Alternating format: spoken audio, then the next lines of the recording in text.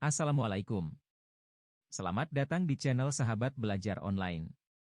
Hari ini, kita akan belajar pelajaran PPKN Bab 3, materi tentang Bhinneka Tunggal Ika, kelas 10. Hubungan identitas Pancasila. Sinonim dari kata identitas ialah jati diri. Menurut KBBI atau yang biasa dikenal dengan sebutan Kamus Besar Bahasa Indonesia, jati diri memiliki arti sebagai keadaan atau ciri khas dari seseorang. Hal ini serupa pula dengan pengertian dari identitas yang artinya ciri khas atau ciri khusus dari seseorang. Dalam pengelompokannya, identitas dibedakan menjadi dua macam, yaitu identitas individu serta identitas kelompok. Pengertian identitas individu ialah identitas yang dimiliki oleh seseorang atau individu. Sedangkan pengertian dari identitas kelompok maksudnya ialah identitas atau jati diri yang dimiliki oleh sekumpulan individu di mana kumpulan tersebut memiliki ciri khas yang sama atau yang biasa kita kenal dengan sebutan ras. Kedua macam identitas ini didapat secara naluriah atau alami serta terbentuk secara sosial.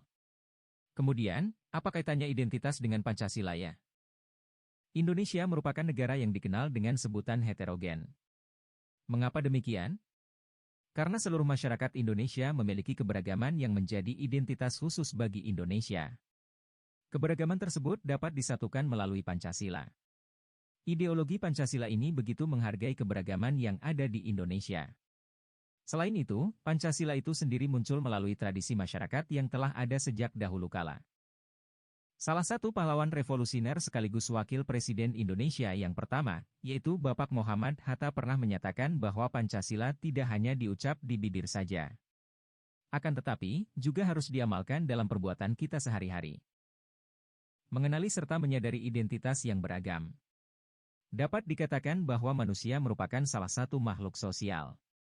Arti dari makhluk sosial itu sendiri ialah manusia itu sudah pasti membutuhkan orang lain dalam menjalani kehidupannya. Oleh sebab itu, interaksi pada setiap manusia pasti akan terjadi setiap waktunya. Interaksi merupakan hubungan timbal balik antar individu, individu dengan kelompok, serta kelompok dengan kelompok. Dari interaksi tersebut, kita dapat mengenal satu sama lain. Cara lain untuk mengenal satu sama lain ialah dengan cara sosialisasi. Pengertian dari sosialisasi merupakan penanaman atau penyebaran adat, nilai cara pandang, atau juga pemahaman yang dilakukan oleh suatu generasi, untuk generasi berikutnya pada sebuah masyarakat. Oleh sebab itu, interaksi pada setiap manusia pasti akan terjadi setiap waktunya. Interaksi merupakan hubungan timbal balik antar individu, individu dengan kelompok, serta kelompok dengan kelompok.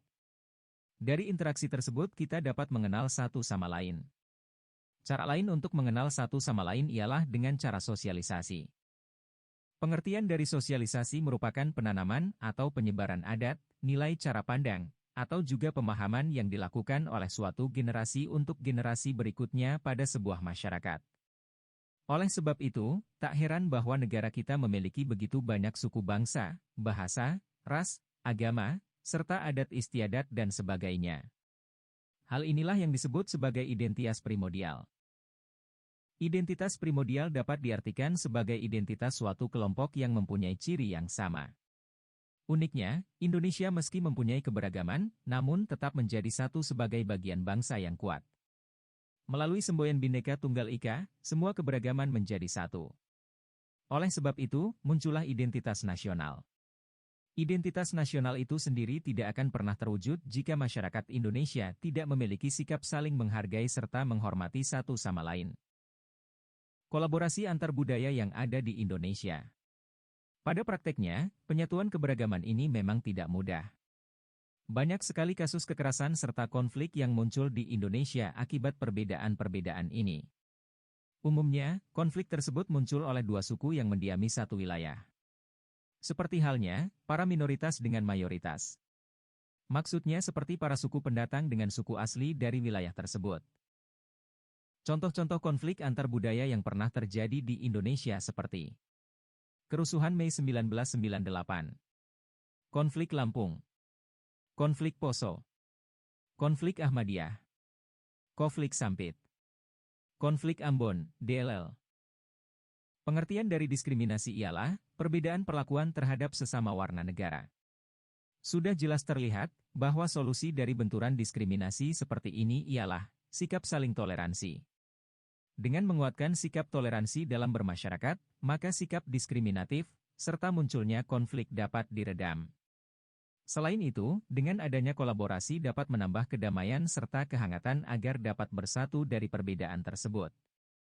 Maksud dari kolaborasi itu sendiri ialah kerjasama yang dilakukan baik dari individu maupun kelompok. Mereka yang terlibat dari kerjasama tersebut berkomitmen untuk menjaga serta mewujudkan kepada halayak bahwa perbedaan dari latar belakang budaya tidak dapat menghalangi siapapun untuk saling bekerja sama.